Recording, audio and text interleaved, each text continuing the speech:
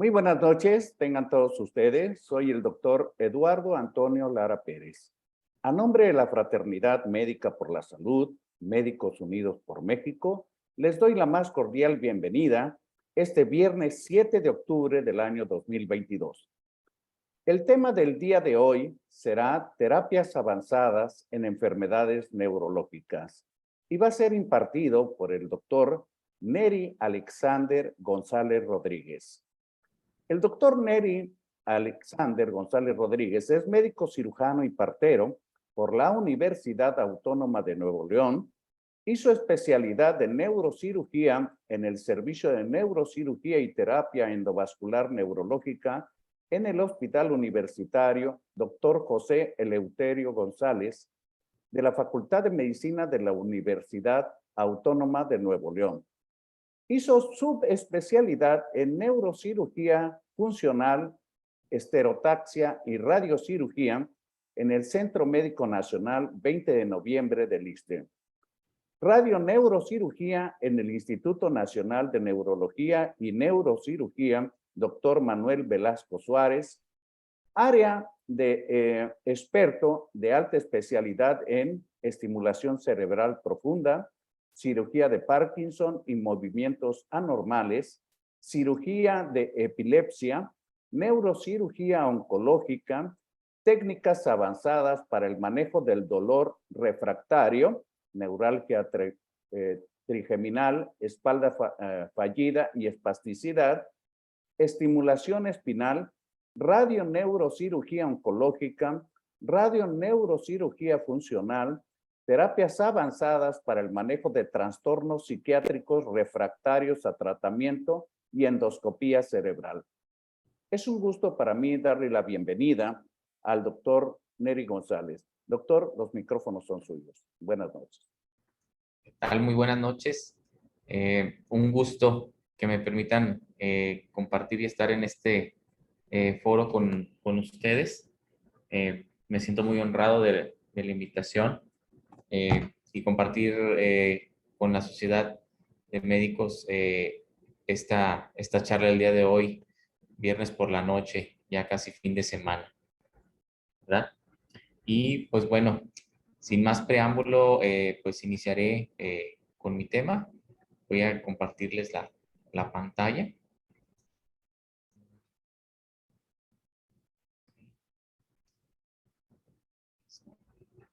Bien, ¿se ve la pantalla? ¿Todo bien? Sí, perfectamente. Bueno, muy bien, pues como ya nos mencionó el doctor, soy el doctor Neri González y pues bueno, estoy en la institución, en el Centro Médico Nacional, la Unidad Médica de Alta Especialidad 71, aquí en Torreón, Coahuila, y también actualmente me desempeño como director de un centro de alta especialidad en neurología y neurocirugía en el Hospital Ángeles Torreón. Y bueno, esta charla es con la finalidad de darles a conocer lo que estamos haciendo hoy en día en las enfermedades neurológicas. Para empezar, pues definir o repasar qué es una enfermedad neurológica neurodegenerativa, que para allá van estas terapias, ¿verdad? Son enfermedades que se van a caracterizar por un proceso progresivo de degeneración y muerte neuronal, que quiere decir que a pesar de las medidas que tomemos en el tiempo, estas van a ir avanzando, ¿sí?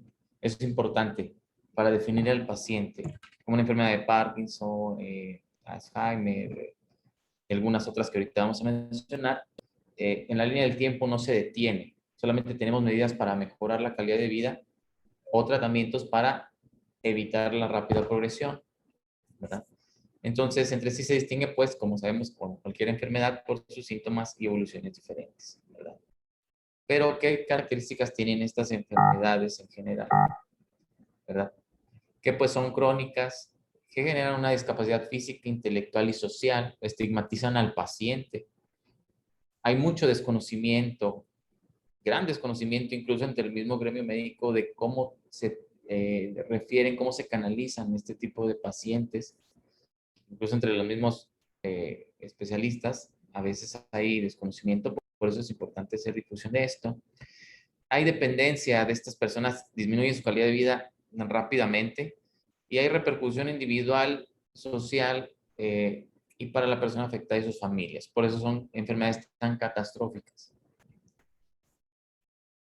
Con base en la frecuencia, pues tenemos que el número 1 de las enfermedades neurológicas en general es el stroke, accidente vascular, o conocido como embolia cerebral.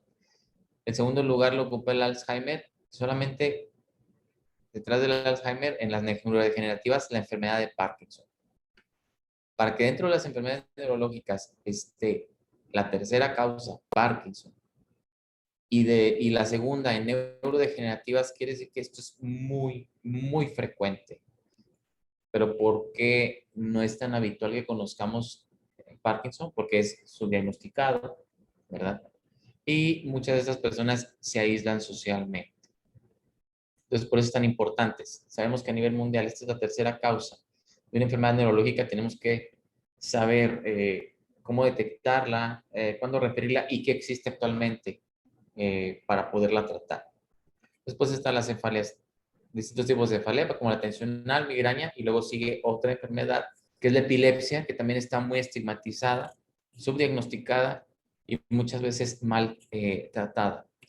También en estos campos hemos avanzado en el tratamiento de estas enfermedades. La esclerosis múltiple, los tumores cerebrales, que también es otro tópico, ¿verdad? De qué hay hoy en día para poder manejar este tipo de lesiones, y más cuando afectan áreas funcionales o que puedan dejar al paciente sin hablar o sin moverse. Tenemos la tecnología en México, en nuestro país, para poder llevar a cabo estos procedimientos a la altura de otros países. Pues sí, sí, hay personas muy, muy preparadas en el país para poder realizar este tipo de procedimientos.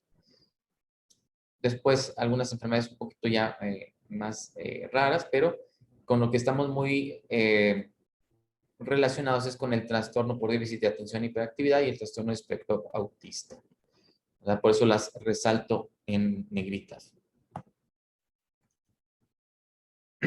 Bueno, pues en sí, en el código stroke o en el stroke, en la embolia, actualmente el mayor protagonista es una sala de hemodinamia, que es una sala que se utiliza para hacer procedimientos por vía femoral, donde el neurocirujano con un entrenamiento especial en terapia endovascular, que es una subespecialidad, aparte de la trombólisis que se ofrece actualmente hoy en día, también hay este manejo quirúrgico donde puede el neurocirujano endovascular entrar y hacer un rescate vascular, de tal manera que si se hace dentro de las primeras 6 horas, primordialmente, pero incluso con un rango hasta 24 horas, pudiera este paciente tener una oportunidad de recuperar una función y marcar la diferencia entre una discapacidad y un paciente que esté en la vida laboral, ¿verdad? Esto es en cuanto al stroke. En otra charla, si nos dan la oportunidad, podemos profundizar más en eso. Entonces, pues la terapia endovascular neurológica son técnicas de unida invasión que permite realizar procedimientos diagnósticos y terapéuticos, como ya lo dijimos. Después, ¿qué hay en cuestiones de las enfermedades neurológicas degenerativas? Bueno, no sé si alguien habrá escuchado el DBS, la estimulación cerebral profunda. Creo que lo han de haber escuchado o mencionado, ¿verdad? En algunos reportajes, a lo mejor lo vieron pues, vaya, siempre tenemos que dar este ejemplo, un capítulo famoso de la serie de Grey's Anatomy, donde, pues, el neurocirujano opera a un paciente con Parkinson que es músico. Pues, fíjense que sí, eso no es nada más pues, de la televisión. Esto lo podemos hacer a nivel de alta especialidad, se hace en nuestro país y desde hace 2 años estamos haciéndolo aquí en el área de la comarca lagunera, atendiendo también a la población de Durango, Zacatecas y Chihuahua. Entonces, ¿tenemos la tecnología en nuestro país para dar este tipo de terapias y mejorar la calidad de vida? Sí. Y no solamente en Parkinson, también es importante enfermedades que estigmatizan al paciente como la depresión refractaria, el trastorno obsesivo compulsivo, incluso en adicciones está muy en boga el desarrollo de la estimulación cerebral profunda. Y otra área pues es la epilepsia y principalmente la epilepsia catastrófica. Haré mucho énfasis en lo más frecuente, que es la enfermedad de Parkinson. A esto vamos a enfocar después de ver un panorama general de las enfermedades neurológicas. Me voy a enfocar en la enfermedad de Parkinson. Pues como lo dijimos, es la segunda en frecuencia de las crónico-neurodegenerativas. Se estima una causística, y esto estamos hablando de un artículo de hace 3 años, de 6.3 millones de casos, pero según las estadísticas del Instituto Nacional de Neurología y Neurocirugía, hay una prevalencia de 50 casos nuevos por cada 100,000 habitantes al año. Entonces, esto quiere decir que este número va aumentando.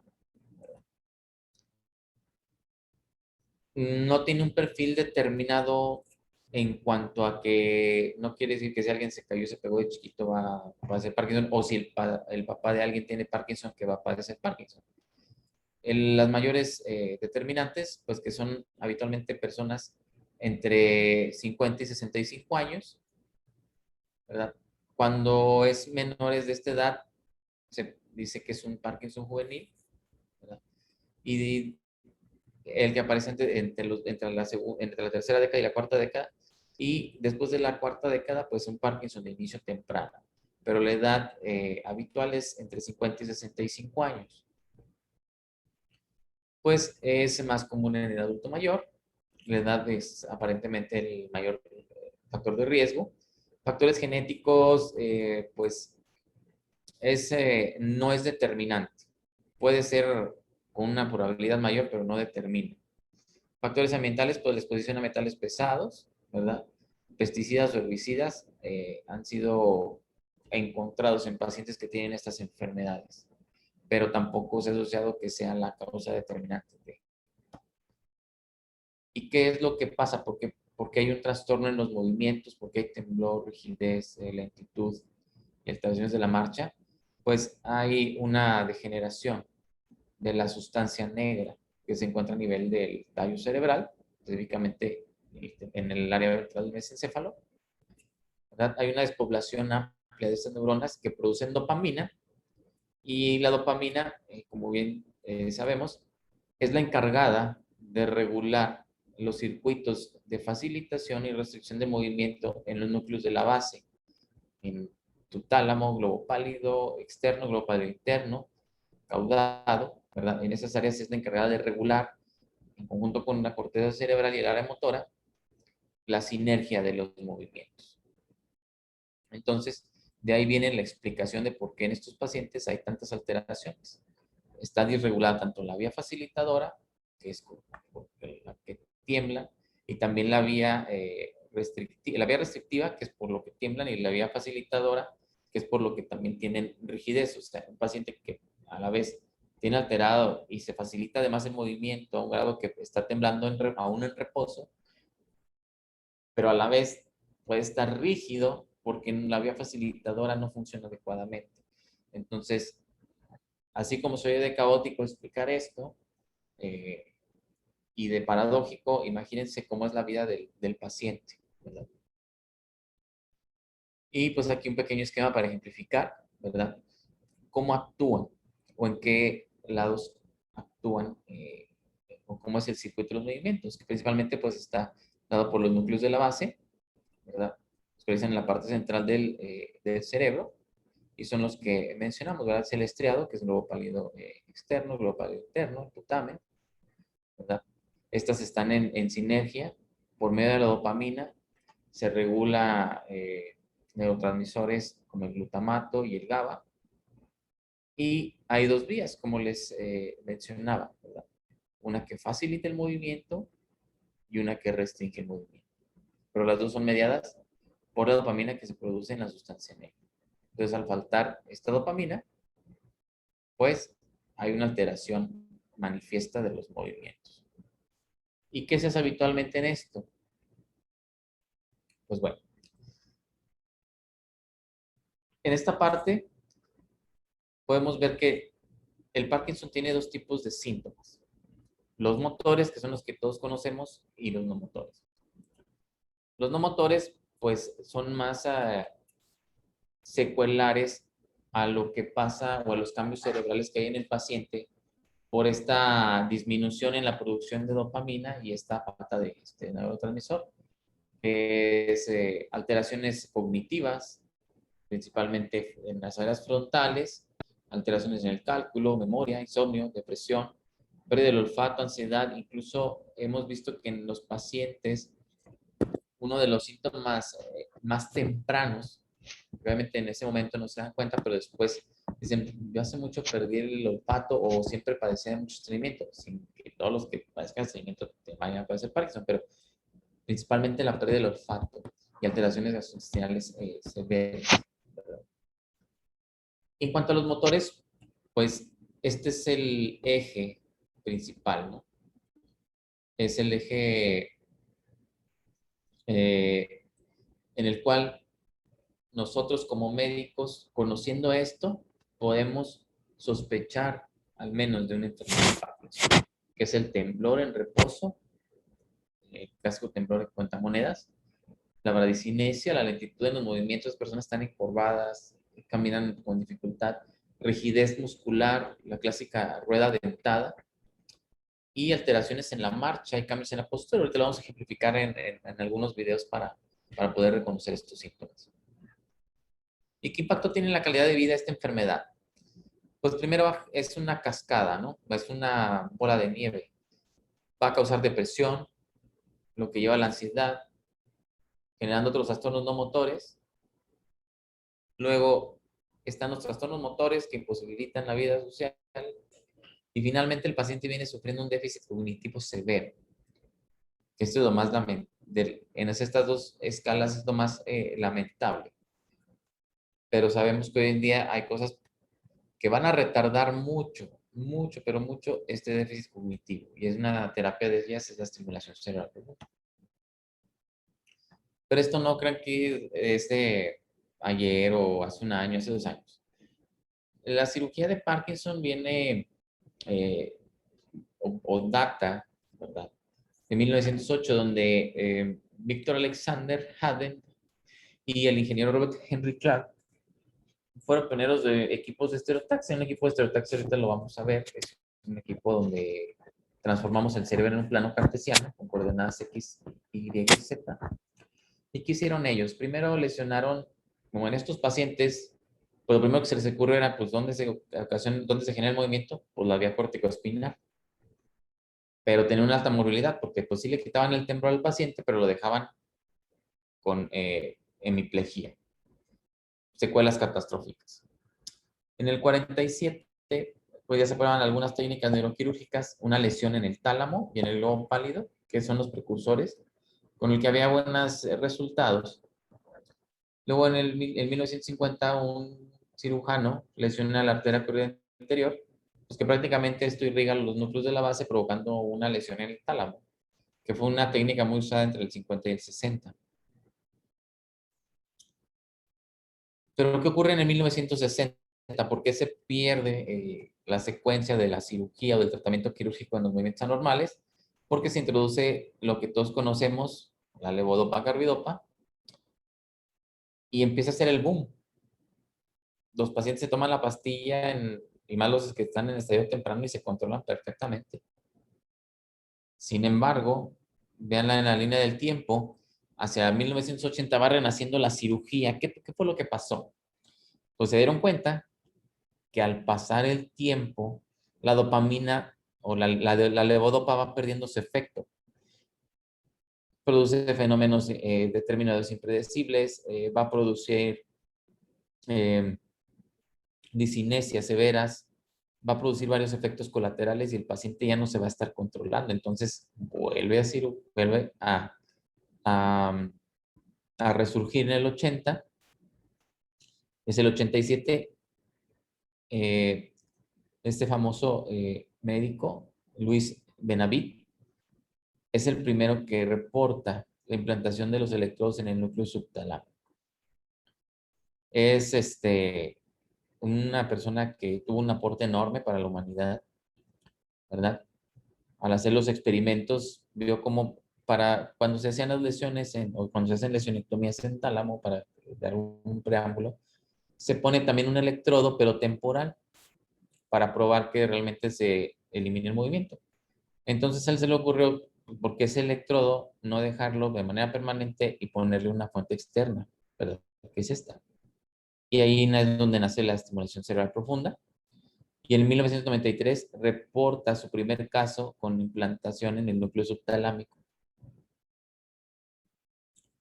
Cabe destacar que esto pues no es algo que estamos ni experimental. Muchas veces me lo han externado así de que, oye, ¿es experimental o qué? No. Eso es algo que ya está aprobado por la FDA, ¿verdad? Desde el 1997 el implante se aprobó para el temblor esencial. Luego en el 2002, desde hace 20 años, para enfermedad de Parkinson y distonía en el 2003. Actualmente es el tratamiento de oro, el gold standard, para el tratamiento quirúrgico de la enfermedad de Parkinson. O sea, fíjense, está definido como el gold standard. Y aún hoy en día hay desconocimiento en esa parte o aún siguen sin referir los pacientes a un centro especializado en estimulación cerebral profunda. Es como si no usáramos el paracetamol para la fiebre. Yo así siempre lo comparo, ¿verdad? Pues, de modo que le esté dando un antibiótico a la fiebre, ¿verdad? O sea, o bueno, que quieras calmar la fiebre con otro tipo de medicamentos que no es. Y bueno, ahora sí, ¿qué es esta técnica? Bueno, es una técnica mínimo invasiva, pero es reversible, ¿verdad? ¿Qué quiere decir? Si el paciente en algún momento desea quitarse el estimulador, se lo puede quitar y no va a generar ningún daño. Eh, Genera impulsos, tiene varias partes, ¿verdad? Ahorita las voy a mencionar. Entonces, esta terapia de tecnología avanzada que permite remitir la mayoría de los síntomas, pero aquí falta ver, motores, ¿verdad? De la enfermedad de Parkinson. Decimos que es como si regresáramos el reloj de la enfermedad 10 años porque pues generalmente el paciente nos llega cuando ya está perdiendo el efecto de la levodopa, cuando ya está en un estado algo deteriorado y vemos que vuelve a tener al hacer el implante una respuesta al tratamiento como cuando inició la enfermedad. Por eso mencionamos esto siempre en los pacientes. Entonces se realiza a través de una cirugía de mínima invasión, ¿verdad? Y tiene ciertas indicaciones también. No quieres que el paciente el primer día que le dicen que tiene Parkinson al siguiente día se está operando. Claro que no. Para eso se requiere un equipo multidisciplinario. Entonces, repasando, y para que todos conozcamos, cuando alguien nos pregunte, eh, esta técnica está aprobada por la FDA en Parkinson, epilepsia actualmente ya, distonía, el trastorno obsesivo compulsivo y el temblor esencial. Y está en vías de aprobación por la FDA. Sin embargo, ya es muy utilizada en muchos grandes centros neuroquirúrgicos del mundo como terapia en adicciones crónicas. De hecho, no sé si alguien habrá alguna vez visto, sacaron un reportaje hace poco de un paciente que operaron en Estados Unidos. Aquí en México ya se han operado pacientes con adicción, con buenos resultados también. Dolor crónico, cefalorracismo, demencia, depresión mayor y el síndrome de Gilles de Tourette. ¿Okay? Ah, perdón. ¿Qué pasó? Okay. Entonces, pues aquí ejemplifico una silueta con un cerebro, simulando esta parte es el electrodo que se implanta, esta extensión va, perdón, esta extensión va por debajo de la piel, se extiende y se pasa a la zona infraclavicular y ahí se pone la computadora, digámoslo así, que es el neuroestimulador y que contiene una batería, que es el que vamos a programar para generar los impulsos eléctricos en el cerebro, ¿verdad?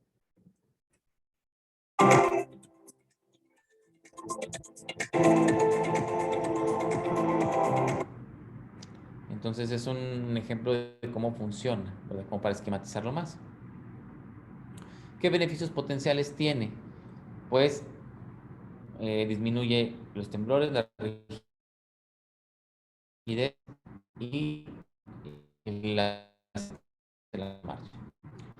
También reduce la frecuencia de los movimientos involuntarios, como las disnesias, que son un comportamiento. ¿Ok? Entonces es reversible y mejora la calidad de vida.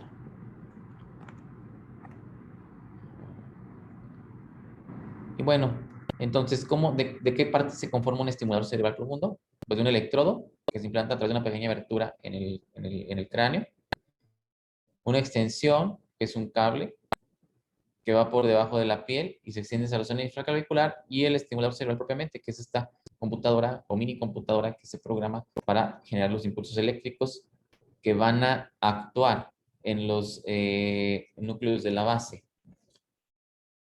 teniendo un efecto muy similar al efecto regulador de la dopamina.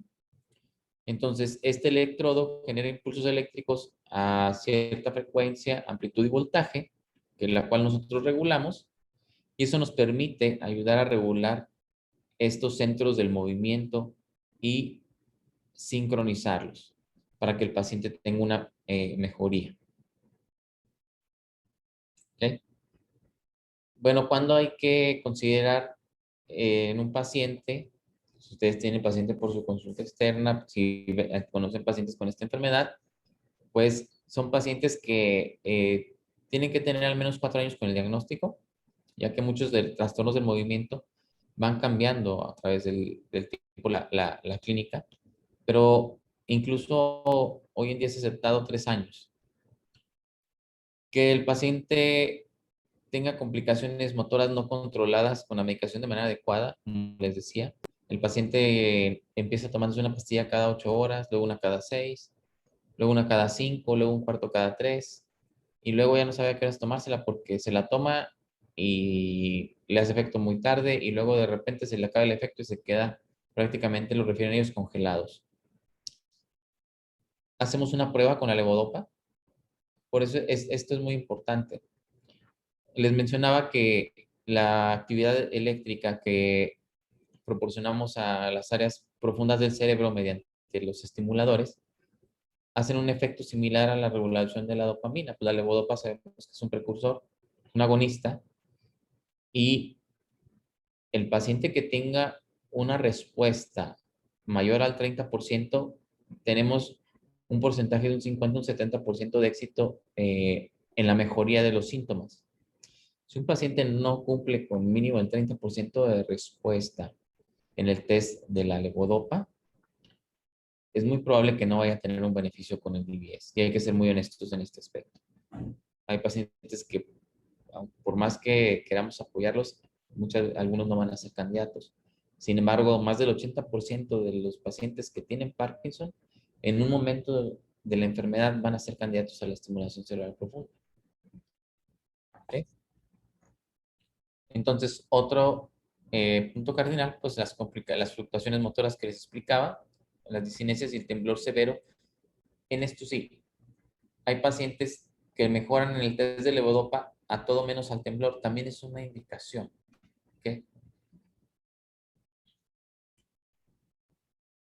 Entonces, pues esto resume lo que les expliqué en la diapositiva pasada, pero también es importante aquí recordar que sí es bueno que al menos tengamos 3 años o 4 años con el diagnóstico, pero también esta parte es importante, que no pase demasiado tiempo, porque muchas veces nos quieren referir al paciente ya cuando está en una etapa súper avanzada, prácticamente una etapa terminal del Parkinson, y ya no es opción el DBS.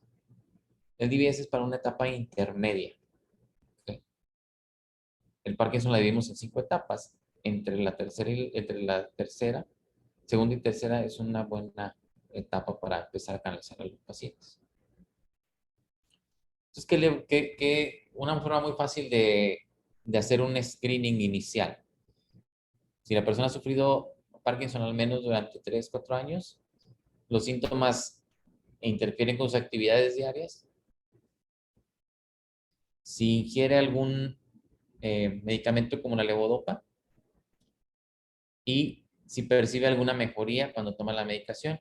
Contestando estas 4 preguntas, prácticamente ustedes pueden tener una certeza de un 80% si la persona es candidata o no. Pero ¿qué consideramos? Esta persona debe estar fuerte, apta, ¿verdad? Debe de tener una evaluación neuropsicológica que descarte un déficit cognitivo severo, cuando un paciente tiene un déficit cognitivo severo no se va a beneficiar de esta terapia porque lo puede acelerar. También que no tenga demencia, ansiedad ni depresión. La depresión es una contraindicación para esta terapia. Se debe de comprender la naturaleza de la terapia, se debe de tener una red de apoyo familiar, ¿verdad? Porque estos pacientes requieren un seguimiento muy estrecho. Entonces, es un equipo completo conformado por neurocirujanos, neurólogos y neuropsicólogos. ¿Okay? Y bueno, ¿cuál es el protocolo que seguimos? Pues primero un diagnóstico. Tener la certeza del diagnóstico de enfermedad de Parkinson idiopática. ¿Qué quiere decir? Que no sea secundaria a una alteración estructural de los núcleos de la base como un infarto o un tumor o alguna otra cosa que pueda estar pasando ahí, ¿verdad? Constatado por el equipo de neurólogos expertos en movimientos anormales. Tener una resonancia de cerebro simple y contrastada de alta resolución para descartar el daño estructural. La valoración del neuropsicólogo.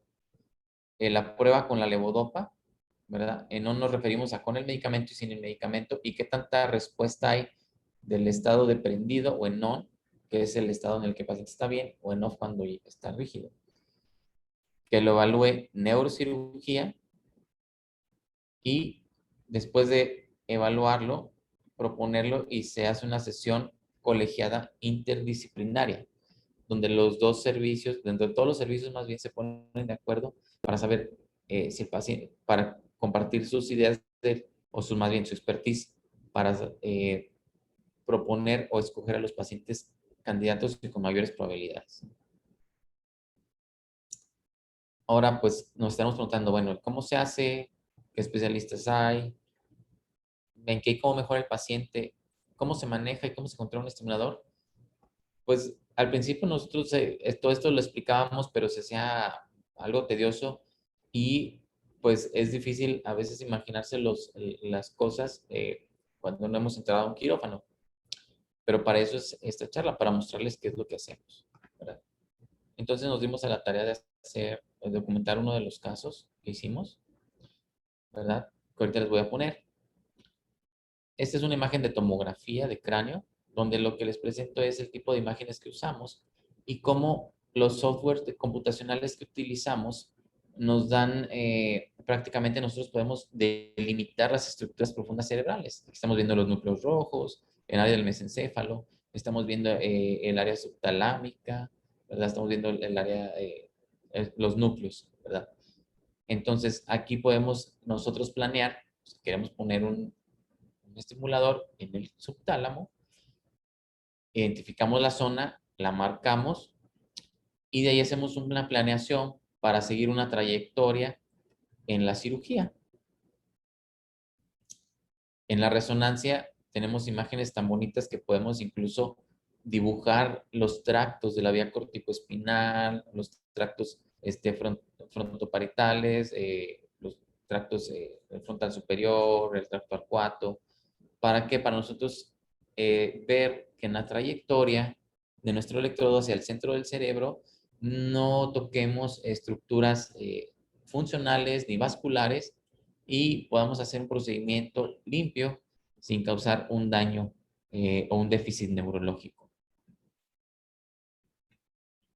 Son imágenes ya en una planeación normal. Aquí estamos viendo al nivel del mesencéfalo una planeación en el área subtalámica. Bueno, voy a poner este video. Es un poco largo, voy a ir explicando algunas cosas, ¿verdad? Para que vean qué es lo que se hace durante una cirugía. A ver si puedo verlo. Este es pues la primera cirugía de estimulación cerebral profunda que se hizo en la laguna. Implica, ¿verdad?, una terapia que se denomina estimulación cerebral profunda, DBS por sus siglas en inglés. ¿Cómo hacemos esta cirugía? Para esta cirugía se requiere un equipo multidisciplinario integrado por neurocirujanos, neurólogos, neurofisiólogos y neuropsicólogos. Yo les hablaré de la parte de la neurocirugía. ¿Qué hace un neurocirujano durante la cirugía de Parkinson?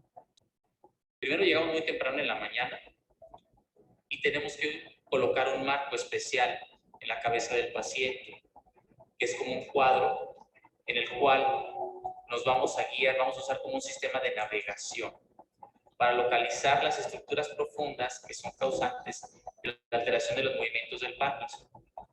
Después de que en el cuarto del paciente colocamos ese sistema, lo pasamos al área de tomografía.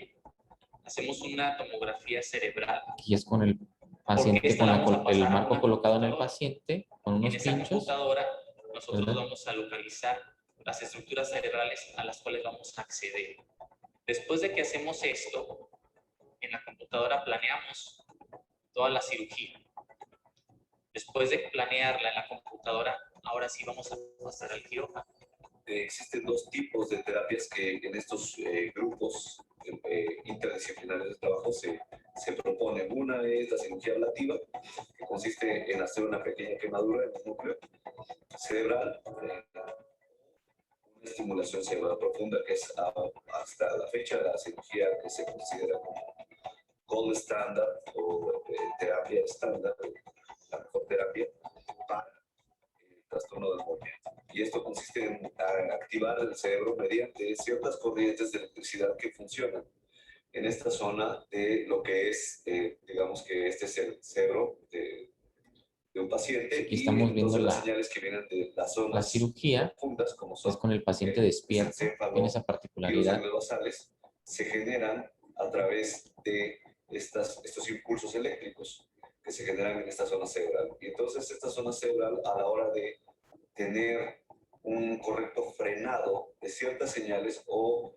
activado de ciertas señales adecuadamente con electricidad, se corrige gran parte de lo que es el temblor, la lentitud y la rigidez del movimiento. Durante ya la fase de la cirugía se prepara el paciente para que estos electrodos sean correctamente colocados en el interior y el cerebro quede a su vez regulado a través de un impulso de electricidad que es el equivalente a un marcapasos cardíaco, pero en este caso sería el cerebro. Los neuropsicólogos dentro de la cirugía de Parkinson nos encargamos de monitorear el estado cognitivo y afectivo de nuestros pacientes, asegurando que ellos se encuentren en un óptimo estado emocional y cognitivo durante la cirugía. La neurofisiología hace que por medio de una computadora se realicen microregistros donde nosotros podemos localizar el sitio anatómico donde se está colocando el electrodo, y con esto la finalidad es que el paciente tenga menos síntomas negativos de su enfermedad y lograr que la cantidad de estímulos que se den por medio de este electrodo sean lo suficientes como para que el paciente pueda lograr una mejor calidad. La situación en la cirugía de Parkinson consiste en que en el momento que están colocados ya los electrodos en la parte profunda del cerebro, valorar clínicamente la respuesta que el paciente presenta a la terapia de neuromodulación. Tienen que hacerse varias pruebas, valorar la motricidad, el tono muscular, la velocidad de los movimientos, para poder ayudarle al cirujano a determinar cuál es el sitio en donde la terapia de neuromodulación tiene mejor efecto clínico. Es un cambio lento, cada mes ha sido un cambio, cada vez que me estimulan ha sido mejor mi situación física. Ya casi no podía caminar, entonces estaba listo para la cirugía, ¿no? Entré sin miedo a la cirugía.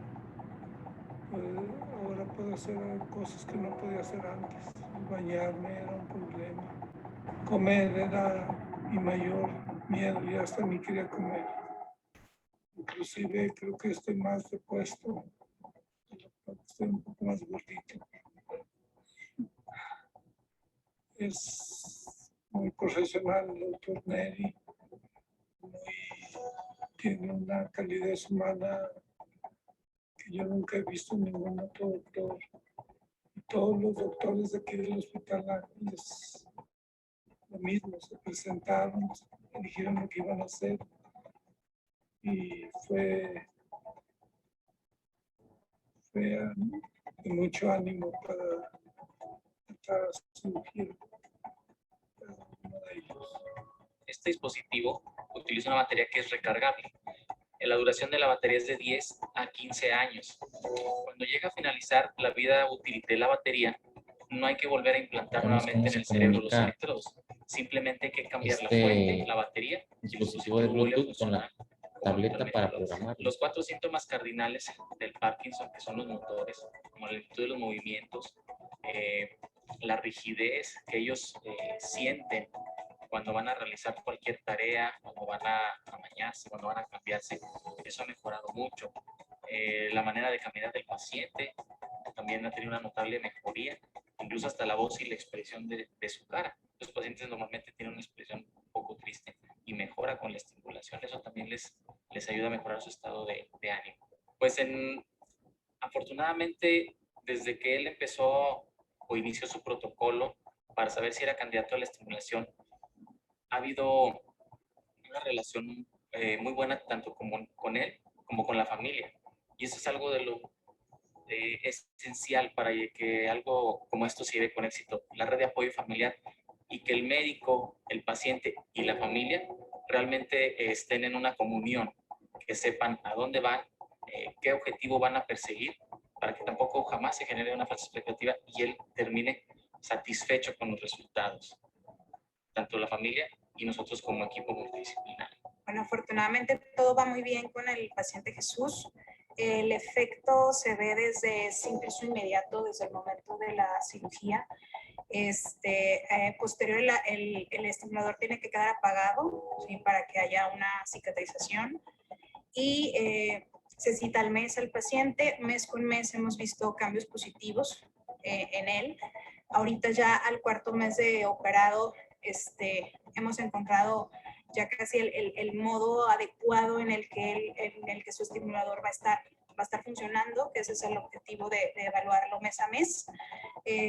Y pues todo afortunadamente con él va muy bien.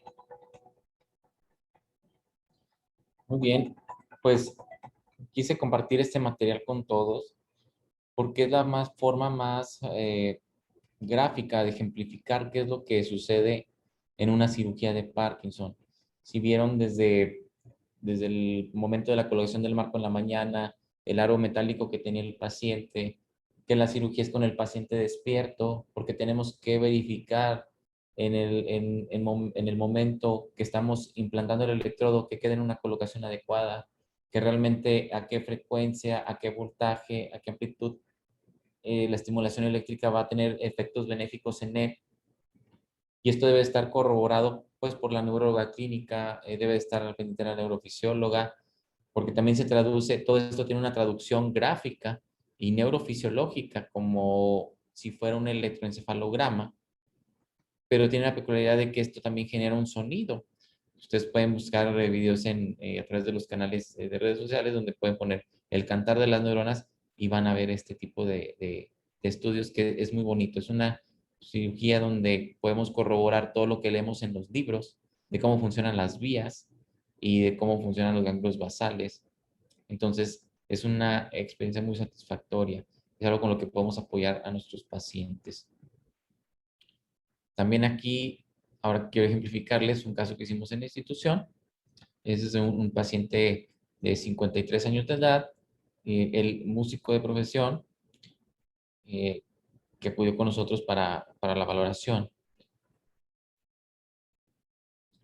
Aquí vemos el paciente pues en un estado de off, sin medicamentos. Vemos con la otra cómo mano se manifiesta el temblor, ¿verdad? Si se fijan, el temblor es cuando está en reposo, en movimiento se quita el temblor, pero vean la rigidez y la dificultad que tiene para mover la mano. Ahora ¿verdad? con su dedo va a abrir y cerrar lo más fuerte. Ándale. Vean cómo les cuesta hacer esa pinza famosa que ponemos de prueba, ¿verdad? En este tipo de pacientes. Ahora con la otra mano. Ahora vemos, estamos evaluando los movimientos de los miembros inferiores y vean la constante Con la otra del temblor pierna. en reposo, ¿verdad? La dificultad. Y podemos ver Ahora con sus manos va a hacer también la este marcha. movimiento. Vemos cómo es una marcha con un paciente encorvado, Ahora con la una punta de vuelta. marcha totalmente difícil de paso corto. Vemos cómo hay eso, al dar la vuelta el paciente prácticamente se congela, no puede seguir avanzando, se les dificulta mucho. Aquí vemos, después de 15 minutos del medicamento, vean este movimiento de la pierna. Ahora Esta es una con su dedo, disinesia. así, lo más grande que se puede. ¿Verdad? Si bien empieza a tener más habilidad para moverse, disminuye un poco el temblor, pero vean esos movimientos que tiene. Son efectos colaterales que presenta el paciente cuando va Ahora sí, evolucionando la arriba y abajo las enfermedad manos. de Parkinson. Si bien ahora se les quita el movimiento, el temblor y la rigidez, pero tienen estos movimientos disinéticos. Prueba aguda con levodopa, 15 Bien. minutos. Y vean de ¿Me cómo puede todo decir no su se nombre? controla del todo, ¿verdad? Ahora vamos a ver, es nuestro paciente a las 3 semanas de haber sido implantado. Aquí vemos esta parte de los dispositivos que tiene como en un tipo de especie de chaleco. Esta es una antena para comunicarnos con su estimulador que tiene implantado. Si nosotros vemos a simple vista no sabemos que tiene un estimulador, pero esto nos conecta mediante una tablet para poder programar ese estimulador y determinar a qué frecuencia eléctrica vamos a estar tratando al paciente.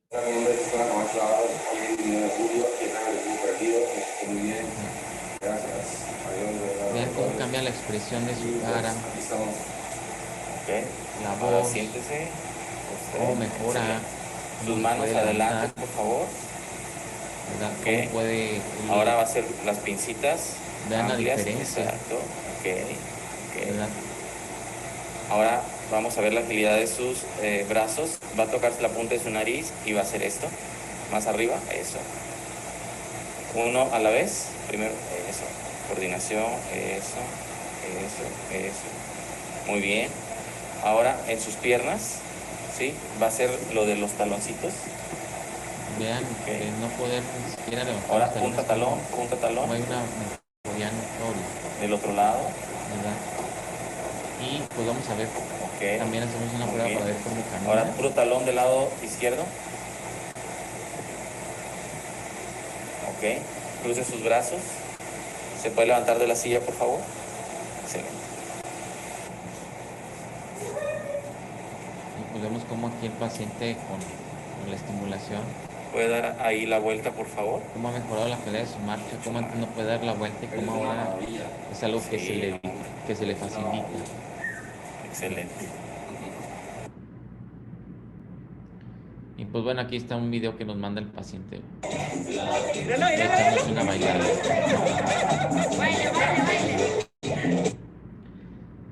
Entonces, pues esto es un regalo del paciente, ¿verdad? El ver cómo ha mejorado su calidad de vida y la importancia de difundir esta información, que todos, el gremio médico, conozcamos que sí, que hay algo más que ofrecer en estos pacientes. Y así como en los pacientes de Parkinson hay cambios y es una terapia efectiva, también tenemos buenos resultados en epilepsia, también tenemos buenos resultados en el trastorno obsesivo compulsivo, ¿verdad?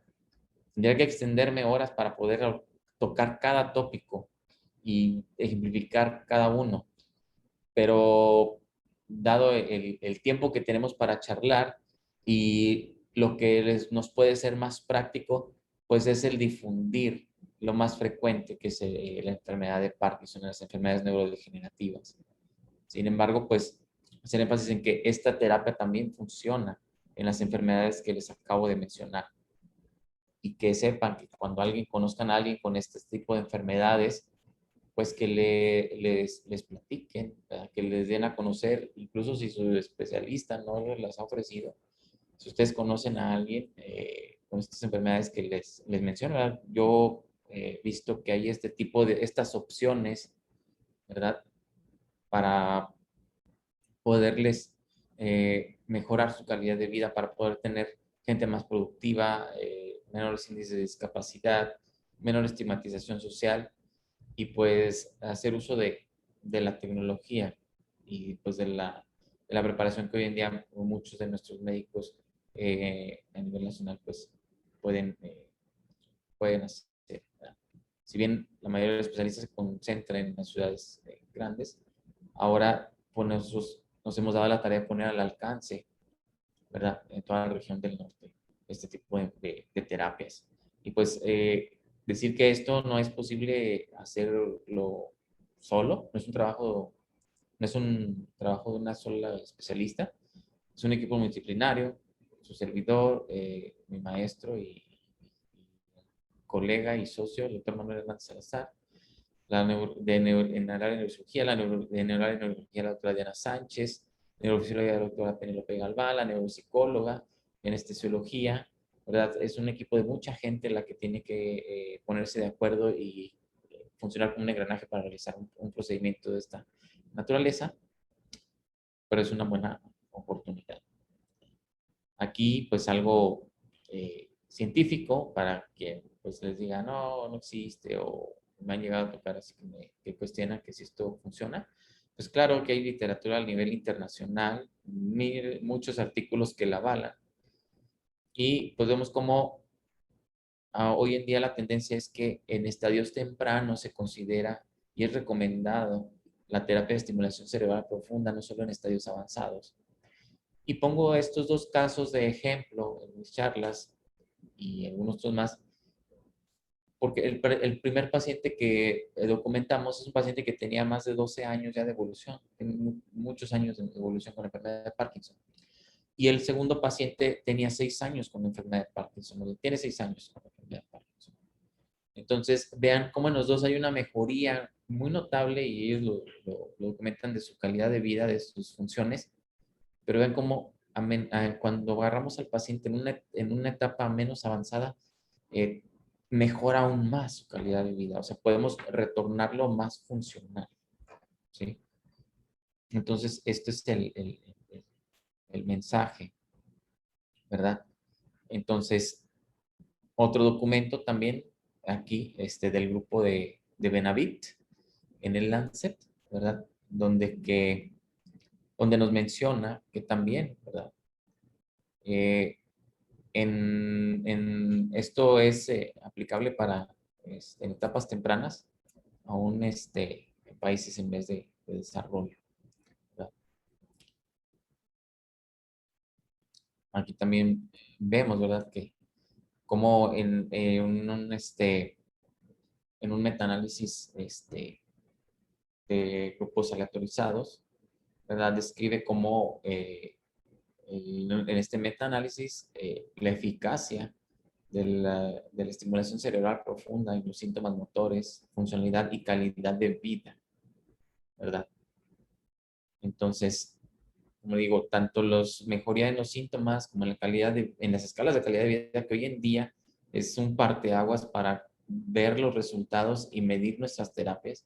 Antes nomás nos fijábamos, si quitamos todo el tumor, si no lo quitamos, si se tomaba o no el paciente el medicamento, si le disminuía los síntomas o no.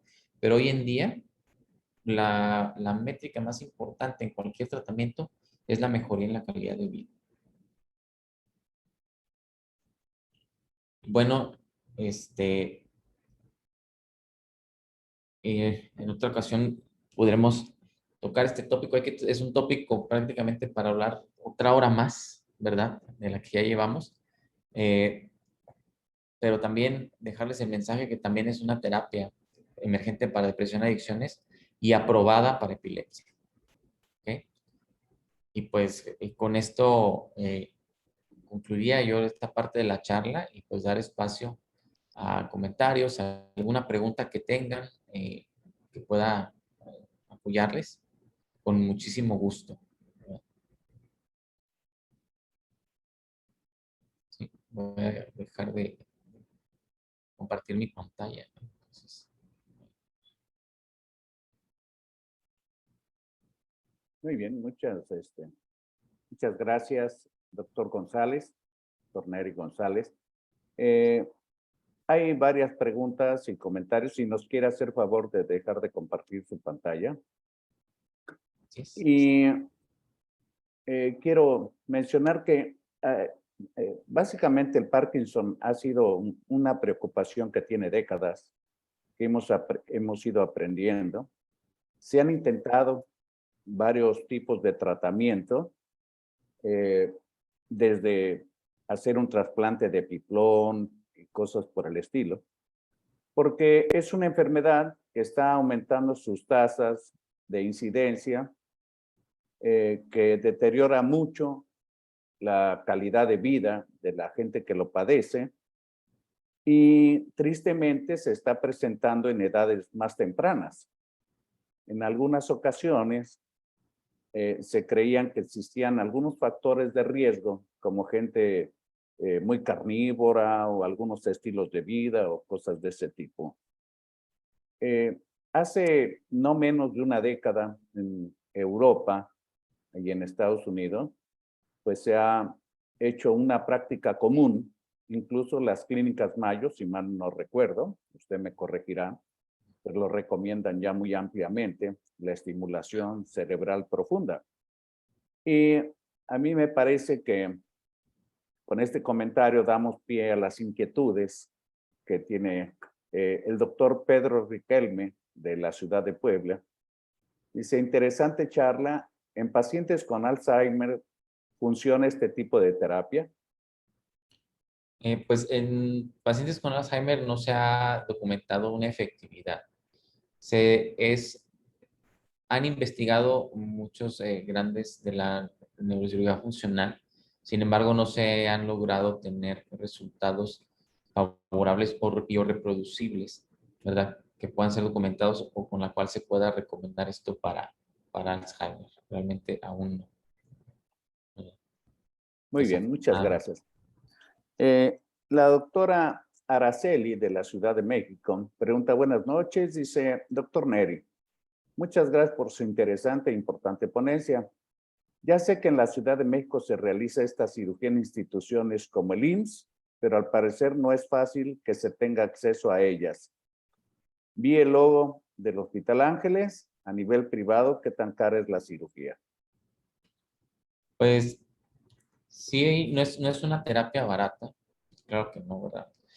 Pero lo que sí le puedo decir es que nosotros en nuestro grupo nos hemos dado la tarea de tratar de poner al alcance de tal manera que si una persona puede adquirir un automóvil, pues pueda operarse más o menos a ese nivel.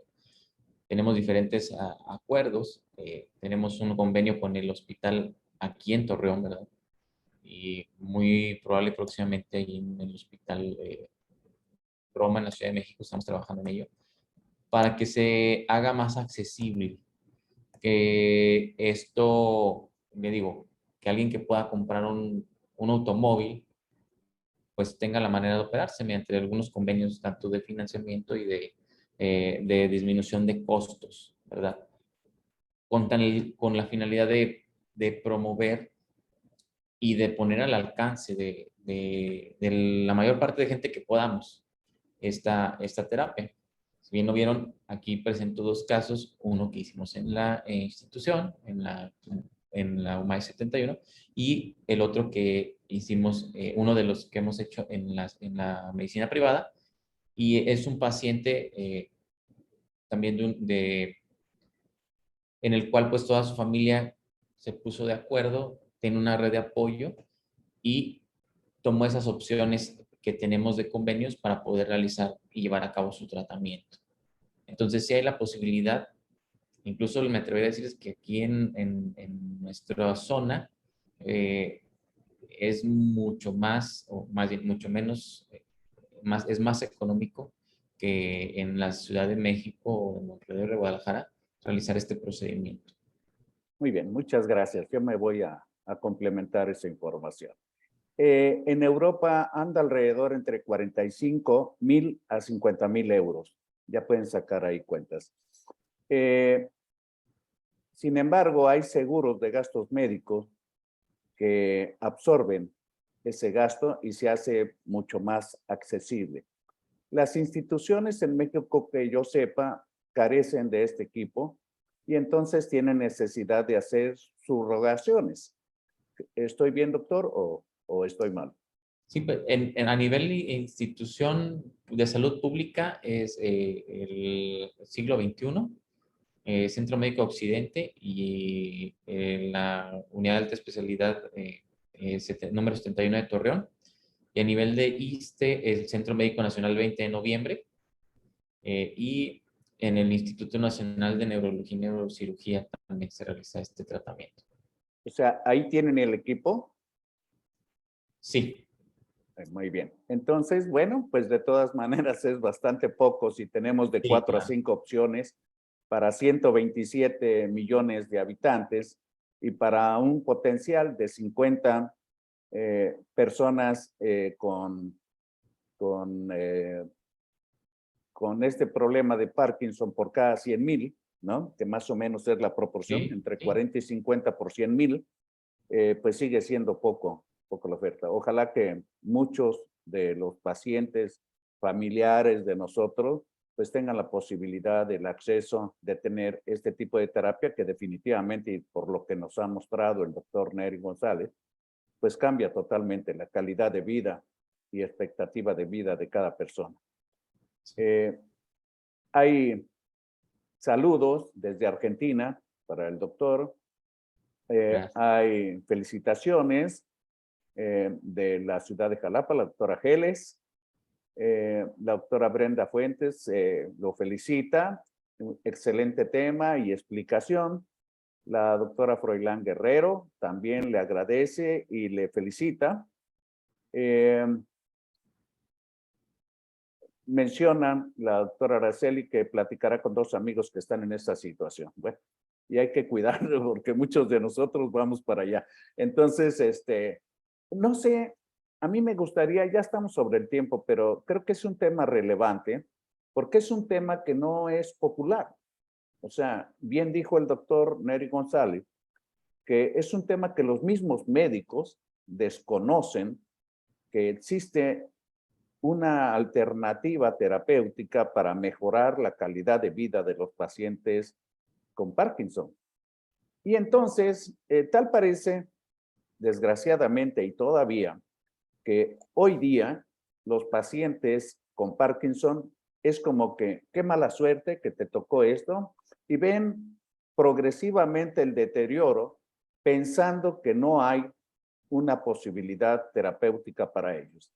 Ojalá que este video y esta charla del doctor Nery González sea abordada por muchas personas del público en general, que sería muy interesante eso si nos hacen favor de difundir, porque la gente quisiera tener una alternativa y cuando la encuentra busca la manera de solucionar ese problema tan discapacitante y que por lo que dice el doctor Nery González, pues hay opciones.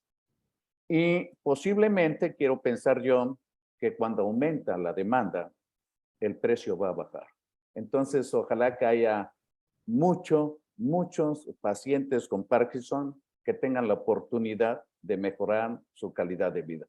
Quiero pedirle al doctor Nery González que nos haga favor de mandar un mensaje final para terminar con esta excelente conferencia del día de hoy. Bien, pues bueno, primero que nada, antes de mandar un mensaje final, también en la ciudad de Monterrey, donde yo me formé, también se hace esta cirugía, ¿verdad? En el Hospital Universitario Dr. José Eleuterio González, pero no es una institución pública, es una institución que tiene 3 aportes y también tiene que el paciente pagar su estimulador, pero sí hay el especialista y hay equipo. Yo dejaría como mensaje principal que difundamos esto, que no estigmaticemos las enfermedades neurológicas, aún como lo mencionaba, he visto mucho que aún entre el mismo gremio médico estigmatizamos este tipo de enfermedades. Que hagamos uso de la ciencia, de la tecnología, que corramos la voz, ¿verdad? Que sí hay, un tratamiento, que sí hay una oportunidad de mejorar a la calidad de vida de nuestros pacientes, ¿verdad? Que conforme esto vaya avanzando en número y volumen, nos dará acceso a tener más programas o gestionar más programas para el beneficio y ponerlo cada vez al alcance de más personas. también mencionar que pues en México, en nuestro país, muchas veces no volteamos a ver lo que tenemos. Volteamos a ver la Clínica Mayo, volteamos a ver el Centro Oncológico de Miami, y realmente en nuestro país hay personas sumamente preparadas en los centros punta del territorio que tienen habilidades impresionantes, pero que desafortunadamente a veces nos falta el apoyo en los programas públicos para poder no solamente hacerlo de manera privada, sino también que se haga de manera institucional. Y agradecerles por tomarse pues esta hora, ¿verdad? Ahí también nos pueden buscar en las redes sociales para estos videos, si nos pueden ayudar a difundirlos, ¿verdad? Creo que es una información más digerida. Y pues también ponerme a sus órdenes, y en algún momento el doctor me hace el honor de invitarme nuevamente y hay un tema de su interés en cuanto a lo que mencioné, pues yo encantado. Les doy las gracias y pues recordemos que pues los límites nos los ponemos nosotros mismos, y siempre tenemos que luchar por ir más allá de lo que conozcamos.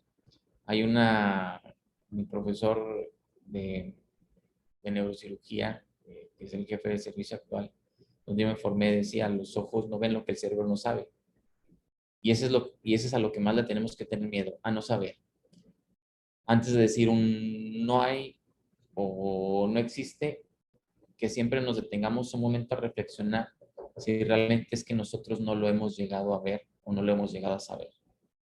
Y asesorarnos, y que el gremio médico se siga unificando por medio de este tipo de asociaciones como el que el doctor se ha dado la tarea de realizar, y que cooperemos entre nosotros mismos para apoyarnos, y eso por ende va a generar una mejor calidad de atención para nuestros pacientes. Muchas gracias. Muchas gracias, doctor Nery González, y además lo vamos a comprometer para decir las otras opciones terapéuticas de la estimulación cerebral profunda. Antes de cerrar esta transmisión, yo quiero hacer el comentario de que, por desgracia, durante décadas se ha mencionado en las políticas de México que la medicina es gratis. Me refiero a la medicina institucional. Y ahora se menciona mucho, no solamente que es gratis, que es accesible y con medicamentos. Yo quiero recalcar, como lo he hecho en otras ocasiones, diciendo que todos los servicios cuestan dinero. Nada hay gratis en la medicina. Es diferente cuando uno dice que sus derechos humanos y de mexicanos es el acceso a la salud, y del cual el gobierno es responsable, así como la seguridad, así como la de tener un trabajo digno y la de integrar una familia. Entonces, yo diría que tenemos que ir haciendo una labor de hormiga, diría yo, a manera de convencer a la gente que sí es capaz, como decía el doctor Nery González, de comprarse un auto. Pues caray, si la gente se endroga por comprarse un auto, pues qué más que entender que lo más preciado y lo más valioso que tenemos es nuestra vida. Y en un escalón muy cercano a nuestra vida está nuestra calidad de vida. Entonces, ojalá que hagamos un acto de reflexión acerca de que existen nuevas cosas y que no es lo importante lo caro, sino el efecto que va a dejar en nuestra vida y en nuestra calidad de vida. Porque hay cosas que son muy baratas, pero no hay cosa más cara, así sea un solo peso, y que no sirva para nada.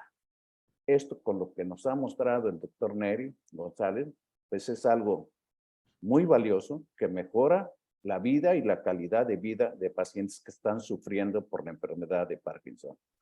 Yo quiero agradecerle al doctor Neri Alexander González Rodríguez su magnífica participación a nombre de la Fraternidad Médica por la Salud, Médicos Unidos por México, y a todos ustedes el favor de su presencia y los invitamos para una próxima plática en nuestro canal. Muchas gracias y buenas noches. Gracias.